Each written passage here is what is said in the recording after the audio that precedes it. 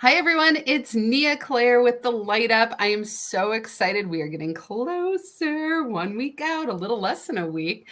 Join us on January 29th, 2023 for our next Light Up event. We are starting earlier this year because winter, of course. So we're starting at 3 p.m. And this is, as you know, my opportunity to be able to introduce you to the people that say yes to being a part of making each and every Light Up event unique and special and something really delightful for each one of you to come to. And today I am extremely excited to talk with Violet Hartman of Violet's Gluten-Free. She is our premier vendor for this event. One, because seriously, I don't even eat any sugar. And I walk by her, so I'm like, oh, I want to eat all the sugar. It looks so good. And the fact that it's gluten-free is awesome. So welcome, Violet. I'm glad you're here with us. Hi, thank you for having me. It's a pleasure to be here. I'm super excited. Yes, well, I'm glad for everybody to get to know you, hear about what you do.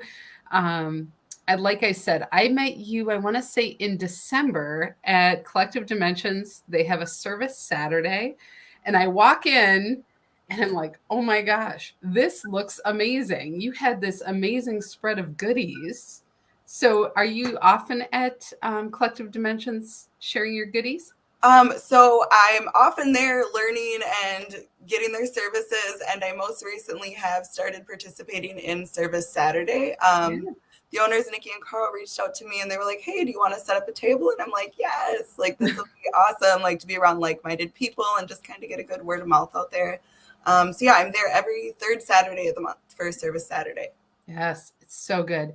Well, I want everybody to hear a little bit about you. Like you are a cottage baker, so we'll talk a little bit about that at some point.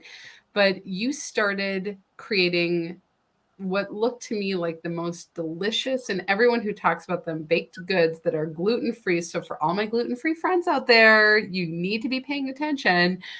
Um, Tell us about what got you into this.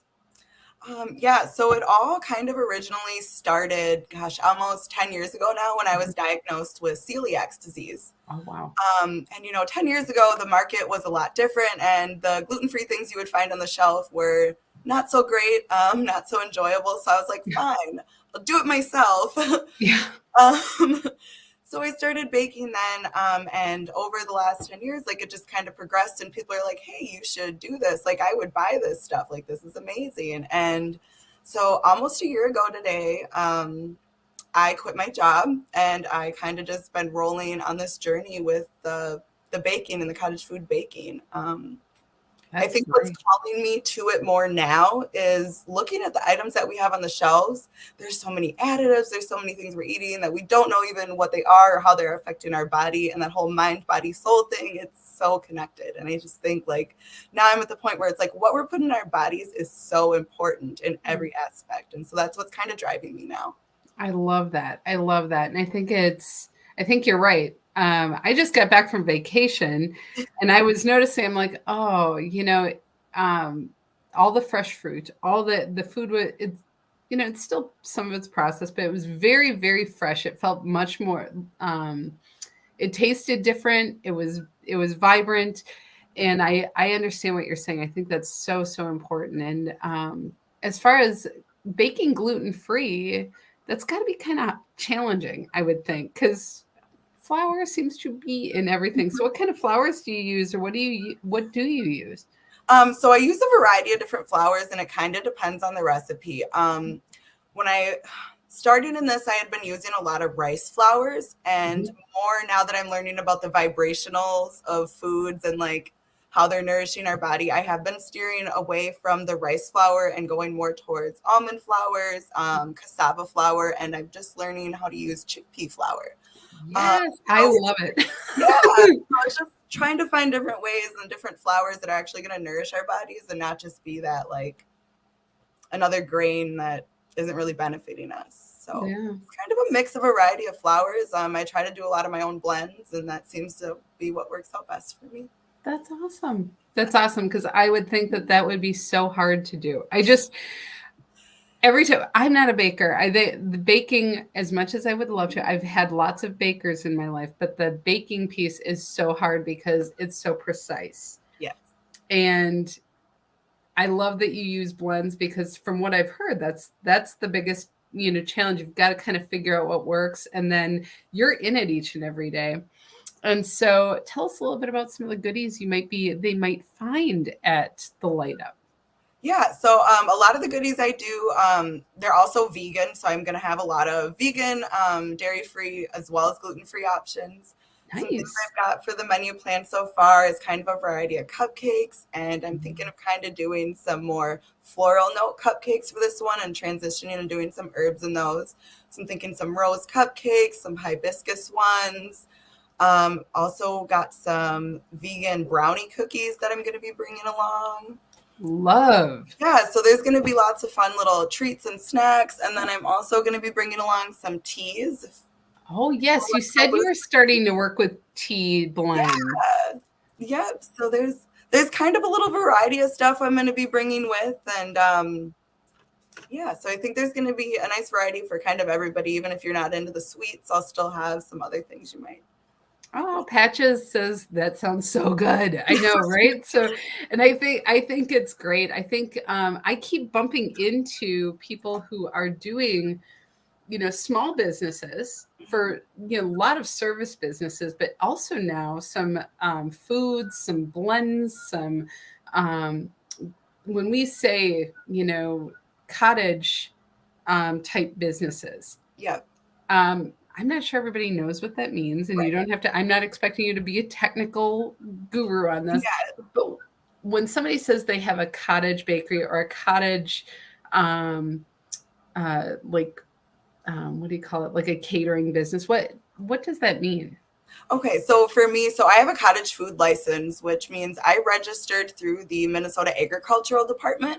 Yeah, And you have like a whole quiz and everything, and like some study material you have to go through before they'll approve that license.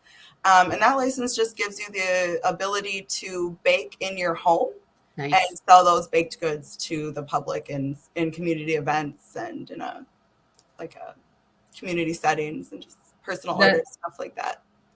That's great. Then you don't have to go and rent out a commercial kitchen unless you need it for some big orders or something like that. That I know that's really important when we think about these kind of businesses. So you are licensed. I think some people don't know about that as far as small businesses go. What small business owners have to go through in order to create something. You can have a great idea, but you are really bringing it forward in a powerful way and saying yes to this. And so if somebody wanted to, like, they're not going to make it to the light up, but everything sounds amazing about it, how do they find out where to find you, how to get in touch with you?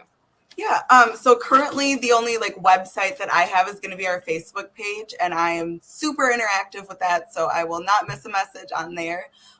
My phone numbers also, we can put that out there. I usually Yeah. just take calls directly or text messages. I know a lot of people don't like getting on the phone nowadays, so I'm always open to a text message if that's your jam too. But yeah, I just have the website, and I'm sure I can throw a link in there for that somewhere. I will add all the I was links so gonna say I'm people sure can it'll all find you. be in there. So all you have to look up is, I'm going to type it in the chat. Oh yeah. Let's see, it's just under Violet's Gluten-Free. Yep. And then Which I think is easy. every third Saturday of the month, I'll be participating at Service Saturday at Collective Dimensions. So that's another great opportunity to kind of meet and greet if you're not able to make it to the light up. That's wonderful. And so on your journey, we were talking like for just a smidge before we got started. Do you want to share with us a little bit about your personal journey, your health journey? But it sounds like it coincided with Yeah, your kind of all spiritual. intermingles. Yeah, I definitely think the health journey super intermingled with my spiritual journey. I said like 10 years ago, I was diagnosed with celiacs, and I thought I was on a pretty good path for that, 10 years. And about this time last year, I was really, really sick, and I was in and out of the hospital, Mayo clinics. Nobody could really figure out what was going on with me. I was just very lethargic all the time and had some like infection stuff going on and Yeah. no answers. Which kind of started me on the health journey and a spiritual journey, because I'm like, okay, well, what's going on with me? How do we solve this? And so I'm going on these natural diets and removing all these chemicals and additives. And then I bump into a place called Collective Dimensions. And I'm like, okay. And I go in, great vibe. Actually started receiving some healing services there and working there with Tommy and Nikki. And all of a sudden I'm just getting better. And I'm like, oh my gosh, like, okay. So like spiritual wellness and physical wellness are like Yes. so tight in hand. I'm really thankful that I've been healthy kind of over the whole last year and I haven't really had any new issues. And it's just, so for me, it's all coincided because it's like, um, the things that you're putting in your body, like not only food wise, but mentality wise. And Yeah. it's, it all makes a huge difference. And so I think my spiritual journey really helped my health Yeah. and focusing on that inner you that might have been shoved away in a closet and just making sure that you're following your path, I think it was really helpful for my. That's awesome. Do you find that that has shaped how you bake or what you do differently with your baking? Definitely. So for me, like it's all about the intentions and not just the ingredients, but the intentions. So like my values and like my mission is to like source organic and natural ingredients that are safe for our bodies. But not only do I do that, like yes, I do clean my kitchen with like, you know, cleaning supplies, but then I also cleanse it energetically. So I think that's like a huge thing for me is just putting those intentions into the food that you're putting in your body. Yeah. So my spiritual definitely connects with my food because I'm going through and I'm energetically smoke cleansing the whole kitchen and just really putting those vibes out there and really putting the love into the food. So I think it definitely connects. I love that. For whatever reason, I'm being. What is the name of that movie? Is it?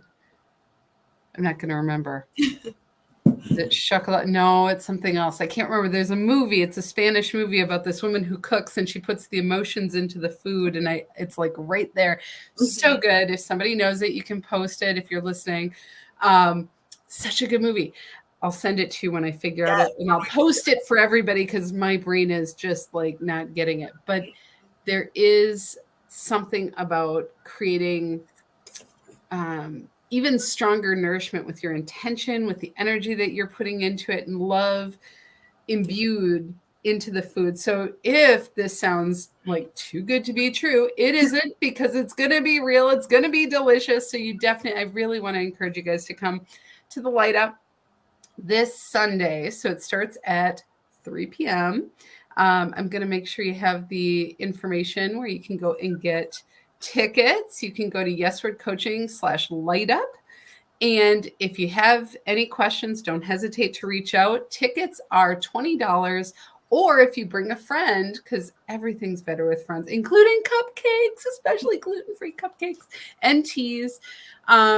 Make sure you get to save $7. So that's a heck of a deal. So bring a friend. We want you to come and enjoy this with people so that you have somebody to talk to and meet and just mingle and have a great time. So hopefully you'll join us. And Violet, I'm so excited you said yes. Thank you so much for being a part of this. And we will see you guys on Sunday. Thanks so much.